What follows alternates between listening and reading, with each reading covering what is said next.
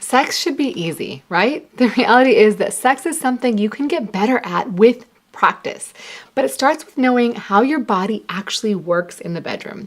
I'm Dr. Rena Malik, urologist and pelvic surgeon. Welcome back to the Rena Malik MD podcast, your trusted guide for leveling up your health, sex life, and relationships with evidence-based tools. I get questions about this topic literally every single day in my practice. Patients come in worried that they're broken. Maybe they're taking too long to orgasm or they're ejaculating too soon. They're concerned about their anatomy or confused about why their experience doesn't match what they're seeing in the movies or in erotic films. And you know what I tell them every single time is that you're probably completely normal. So today we're diving deep into what I call Sexual Health 101. Everything you should have learned but probably didn't. We're going to talk about the sexual response cycle, essentially how arousal works, how long things typically take, including arousal and sex. We're going to even talk about anatomy and penile and vaginal size, because I know you're wondering. And by the end of this episode, my goal is for you to feel educated, empowered, and honestly, probably a little relieved. Because here's what I've learned in my years of practice. Most sexual concerns aren't really medical problems. They're gaps in education. And if you want to fill that gap, I have a free resource for you. Check out my free top 10 tips for more pleasure that are based in science at www.renamalikmd.com/morepleasure. All right, let's start with the foundation. Understanding what actually happens in your body during sexual activity. And I want to be clear from the get-go. There is no single right way to experience sex, but there is sort of a general boilerplate. So the sexual response cycle was first mapped out by Masters and Johnson back in the 1960s. And while our understanding has evolved, this basic framework is still very helpful. So they identified 4 phases: desire, arousal, orgasm, and resolution. But here's the thing. Sometimes what happens is desire and arousal don't necessarily happen in order. And this can lead to a lot of frustration. And I'm going to talk more about that later in the podcast. Now, let's start breaking it down by what do each of these phases mean. Phase 1 is desire. You see something, feel something, smell something that gives you desire, the urge to have sex. Desire can be spontaneous, like when you were younger and it was like a light switch. You turned it on and you were ready to go. Or it can be responsive, meaning that as you start engaging and being intimate with someone else, then you start feeling desire. And neither is better or worse. They're just different. And I'll tell you guys, recently I had a patient who came in and she was convinced that something was wrong with her because she never felt that urge anymore. And she's like, something's wrong with me. I never want to have sex. But once I started asking her more questions, she realized that when she was with her partner, like they would be intimate and she would, try to have sex with her partner, her desire would come in. She'd remember how much she liked sex. And that was responsive desire. And I told her this is completely normal and very common as people are in long-term relationships and as they age. So the next phase is arousal. And this is where you start seeing the changes in your body. So for women who have vulvas, blood flow increases dramatically to the genital area, specifically the clitoris, which is much larger than what you actually see on the outside of the vagina. It is actually going deep into the pelvis and around the vagina. So just like the penis, it gets wider and longer. The vaginal walls start producing lubrication, and this can take anywhere from a few seconds to 20 minutes or more. And I want you to remember that it can take up to 20 minutes. The inner lips of the vulva will actually swell and they might become a little bit deeper pink or reddish in color. For men who have penises, blood rushes into the erectile tissue, which creates the erection. The testicles draw up closer to the body, and the head of the penis becomes more sensitive and can also change in color. And with both men and women, you will see that your heart rate increases, your breathing deepens, and even your nipples become erect for both men and women. Now, here's another thing, guys. Arousal can vary between partners. So sometimes your partner might get turned on a lot faster or slower than you do. And that's completely normal. There's huge variation in how quickly people become aroused. Remember, I said it can take up to 20 minutes for women to get fully aroused. Phase 3 is the orgasm. And most of you, hopefully, hopefully have experienced this. And this is essentially the peak of sexual tension, which is getting released, and you get rhythmic muscle contractions. And for women, these happen in the pelvic floor muscles, the uterus, and the vagina at typically a rate of every 0.8 seconds. And some people will have a single orgasm, some people might have multiple, and some, unfortunately, don't experience orgasms at all. Up to 12% of women have never had an orgasm. For men, orgasms usually coincide with ejaculation. So they also have tension and rhythmic contractions in their pelvic floor muscles as well as their urethra. But the reality is that orgasm and ejaculation are two separate processes. And like I said, they usually happen together, but they don't have to. So sometimes people will ejaculate, but they won't actually feel the pleasure of the orgasm. And phase 4 is resolution. Your body goes back to its baseline state. And this is where we could start talking about multiple orgasms. When you reach this resolution period, your body is releasing different hormones that basically puts you into a refractory period, or a time at which it's very difficult or impossible for you to get aroused again. And so usually there's an absolute refractory period, meaning that no matter what is going on, there is no way in hell that you're going to be able to get an actual arousal, an erection, or be turned on again. For guys, this refractory period can vary dramatically in time. Sometimes when you're younger, it can be minutes, like 10 minutes. And as you get older, that can be hours to even a full day. For women, many don't actually have a clear refractory period, which is why multiple orgasms tend to be more common. But I don't think we fully understand this yet. Next up, I want to talk about timing to arousal, like I mentioned, sort of hinted at earlier, as well as time of sex. And this is where there's probably so many misconceptions because honestly, we are bombarded with unrealistic expectations from the media. And frankly, most of us never learned what's actually normal and what to expect. And so let's talk about arousal first. Here's what the research tells us. For men, visible arousal, which is essentially an erection, often happens within 30 seconds to a few minutes of stimulation. However, and this is really important, that doesn't mean that a man is ready for intercourse. Full arousal is not just physical, but it's also mental, and that takes time for everyone. I think it's so important that men, they're not robots. You're not just ready to go at the drop of a hat. And I think we need to really take time to accept that and understand that. For women, however, physical arousal typically takes a lot longer. Studies show it can take anywhere from 4 to 20 minutes, as I mentioned before, for full lubrication and engorgement. And the other thing that happens during arousal is the vagina widens and lengthens to allow for the accommodation of whatever's going in the vagina. So in this case, likely a penis.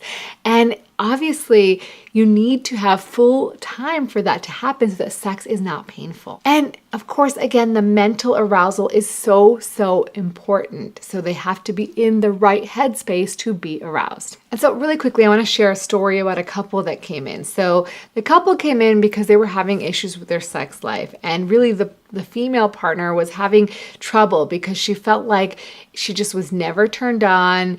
It took a really long time and she rarely got there. But when she did get there, it was because they had a really had spent a long time with a lot of foreplay, and she was sort of feeling guilty, like something was wrong. Why does she need this much attention? And I explained to her and her partner that this is completely normal and actually enjoy it, embrace it, and make it part of your sex life, that you're incorporating foreplay and that it's really sort of allowing you to get aroused and it's actually making sex more fun. And just knowing that made them feel so much better. And they went in and actually spent time figuring out what sort of things helped her get aroused quicker and helped her feel more in the mood. And at the end of the day, they had better sex because of it. Now let's talk about how long sex should last, because this is where, again, there are so many myths around this. So the studies are actually done in a very interesting way. They have the female partners use a stopwatch so that when penetration starts, they hit the button, and when the ejaculation happens, they turn it off. And so in this study, they had over 500 couples, and this is from around the world. And they found that the average time for penetrative intercourse from penetration to ejaculation was 5.4 minutes.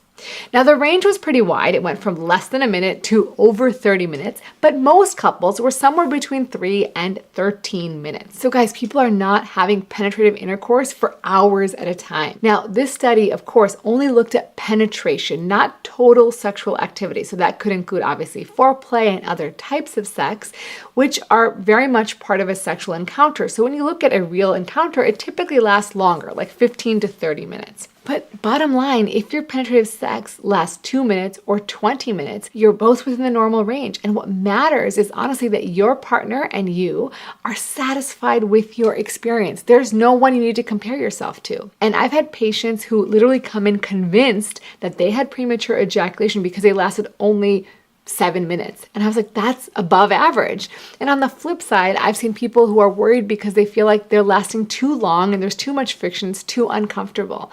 Again, what matters is how you feel, not what society tells you.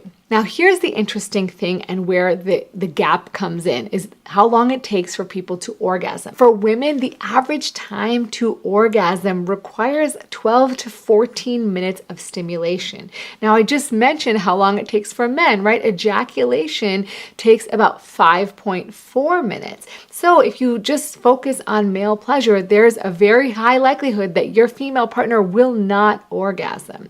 Now, of course, not reaching orgasm doesn't mean that the experience wasn't great or that something's wrong. What matters is that you're enjoying the journey and the destination. And I think oftentimes we are just running to get to the orgasm as if that is the be-all end-all. Yeah, it is great. Don't get me wrong. Everyone loves an orgasm, but there's so much more to enjoy about sex. And honestly, sex itself should be an intimate and loving and fun and playful experience. Okay, I could talk about how we need to look at sex differently for hours, but let's focus on where we're going with this. And we talked about normal in terms of sex. Now let's talk about normal in terms of genitals. Specifically, let's start off with penile size.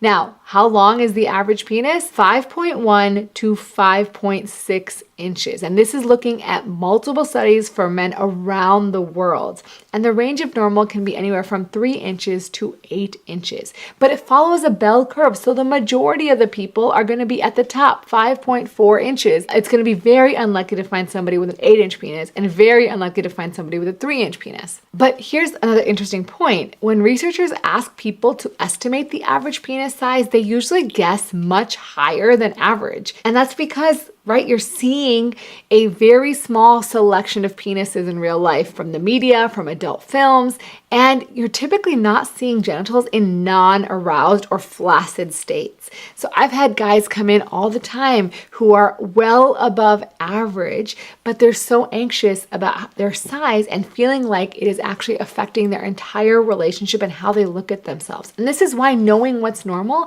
matters so much. And let's talk about girth too, because that's actually probably more relevant, because as the penis is a little bit more girthy, it can stimulate the legs of the clitoris more easily. So the average erect circumference is about 4.5 to 5 inches, with normal ranging from 3.5 to 6.5 inches. Okay, now this penis that you have has to go somewhere, and that's into the vaginal canal, which also has an average size. So the unaroused vaginal canal is about 3 to 4 inches deep. But as I mentioned before, it changes. So during arousal, the vagina lengthens and widens. It's something called vaginal tenting.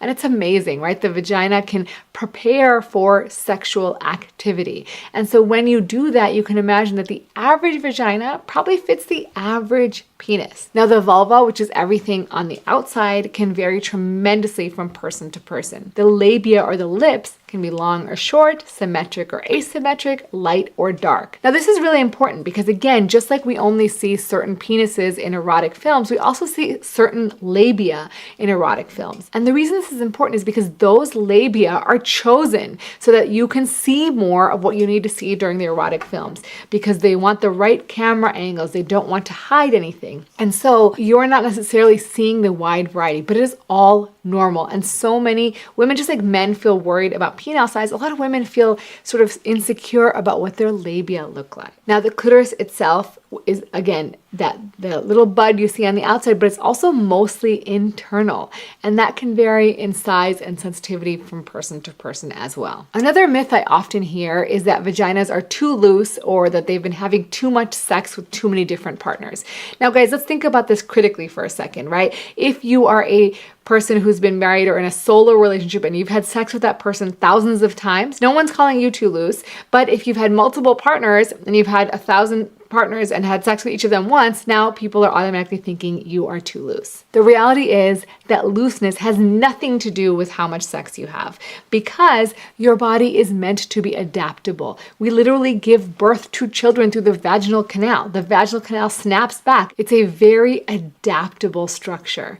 And so really what causes looseness is not sex, is not how many partners you have or how large those partners are. It's about your pelvic floor muscles. So when those muscles weaken, and that can be due to having a lot of children, it can also be due to neurologic issues, it can be due to genetic issues. In fact, I just saw a patient in my clinic recently who had really small babies, but she has a family history of weakness in the pelvic floor. Her grandmother struggled with it, her mom struggled with it, meaning that there's likely some alteration in the makeup of the tissues that make them more likely to become weak over time. That's what causes looseness. Now, in terms of tightness, again, I think people think that tightness is a good thing. Now, if your pelvic floor is always tight, that means that it's not functioning normally, and it will likely hurt during sexual intercourse. It does not mean that it's a good thing.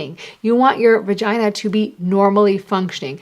It should be able to tighten, it should be able to relax, and it should never be painful to have sex. Bottom line, having sex with someone isn't about matching some ideal measurements. It's about actually talking to each other, making sure there's enough time for desire and arousal, and allowing lubrication, and just enjoying the experience. And the reality is, guys, it is not about how large your penis is or how large your vagina is. It is about actually talking to each other, understanding what feels good, and allowing for time for arousal and lubrication and your body to do the normal things it does to prepare for sex. And I've seen couples with every possible combination of anatomy find ways to have very satisfying sexual experiences. In fact, we had the man with the largest medically verified penis on the podcast. You can listen to that episode because it's so interesting. You would think that he has amazing sex all the time, and that's not actually the case. Now, I want to talk about a few of the other myths I hear about all the time. And the reason is that these cause so much unnecessary anxiety, and so knowing the facts can help a lot of people. Number one, real orgasms only happen from penetration. Now, this is completely false. As you guys know, if you've been on my channel before or you've been here on the podcast before, the clitoris is the most reliable route for orgasm, and it does not require stimulation from penetration necessarily to have an orgasm. And the clitoris has about 10,000 nerve endings. That's more than the head of the penis, and it's the only organ in the entire human body that's there just for pleasure. What you need to focus on in terms of allowing for female orgasm is stimulating the clitoris in a way that your partner enjoys. So you have to ask them and talk to them and figure it out.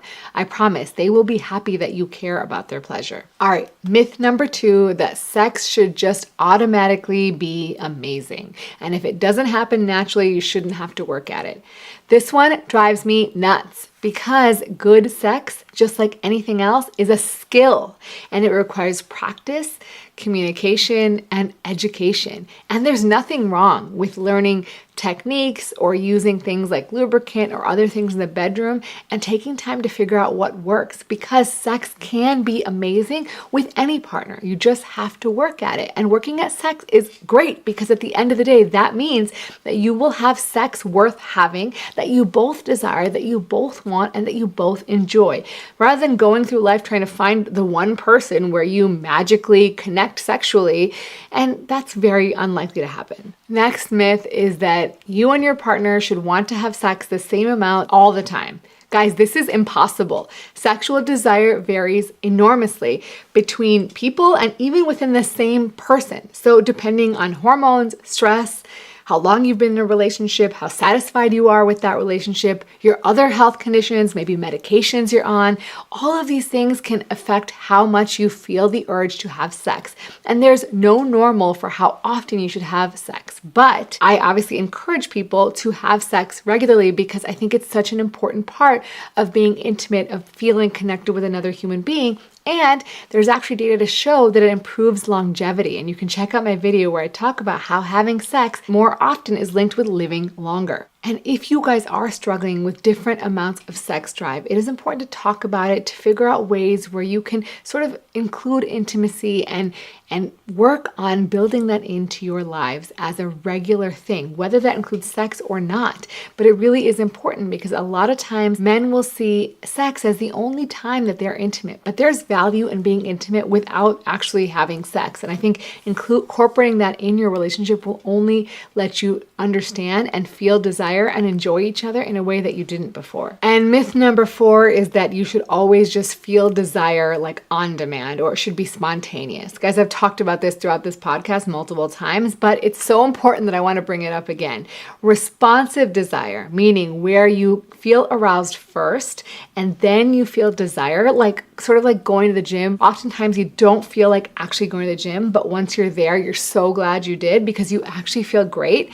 And it's the same thing. It's allowing yourself to feel aroused, be intimate, and then feeling desire afterwards. And this is completely normal. And a lot of people, women and men included, experience desire in this way. So you have to be open to arousal, but also cultivate an environment where desire can flourish so that you can actually sort of feel aroused and feel desired throughout the day, not just during sex. And lastly, the myth is that pain with sex is normal. Guys, pain with sex is never normal.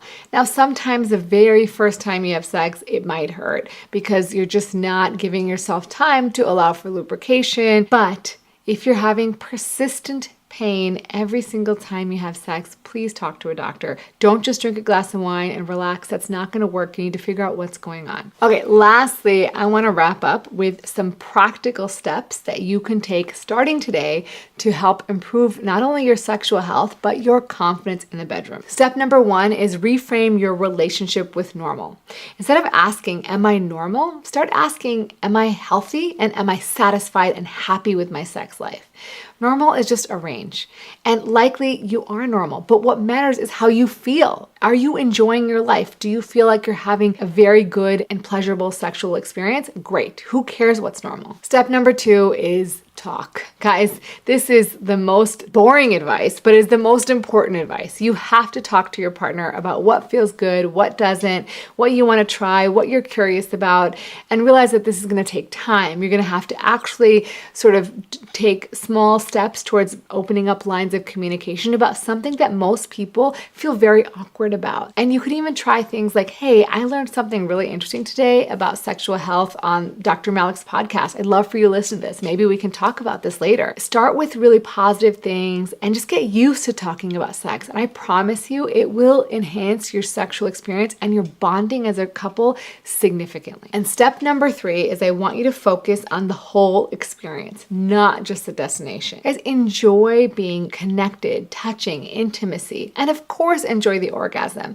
But what I want you to enjoy is the time it takes to get there, because that's when you really start noticing, being mindful, being present, and then ultimately having more intense and enjoyable orgasms. And step 4, if you're having issues, like you're having pain or you're really upset or distressed about your sexual function and it's affecting your relationship, don't suffer in silence. Talk to a doctor who's an expert in sexual health, or a sex therapist, or somebody who can help walk you through these issues, because very often, once you've been diagnosed, we can help you get better. And lastly, step 5 is keep learning. And one way you can do that is by subscribing to this podcast. Subscribe, follow wherever you're listening to this, because sexual education shouldn't stop after just this one episode or after one conversation. Keep reading, listening, however you learn best. Just find education on sexual health and don't be afraid to ask questions. Now, your homework for this week is have one conversation about sexual health. It can be with your partner, which I prefer. It can be with a friend, or if you don't feel comfortable, just write something down with yourself in a journal and think about what you learned today that challenged your baseline assumptions and what you want to learn more about. And as we close today, I just want to leave you with one thing to remember. Your sexual experience is yours. It doesn't have to match anyone else's to be valid, healthy, and satisfying. And remember, the range of normal is huge. And again, what matters is how you feel, not what's normal. Communication and education will probably help alleviate a lot of your sexual issues, and your body and your experience are yours. So if you guys felt like this episode made you feel more confident, taught you something new, make sure to share it with somebody who might benefit, because sexual health education is a human right that everyone deserves, but the large majority of people never received. And as always, remember to take care of yourself because you're worth it.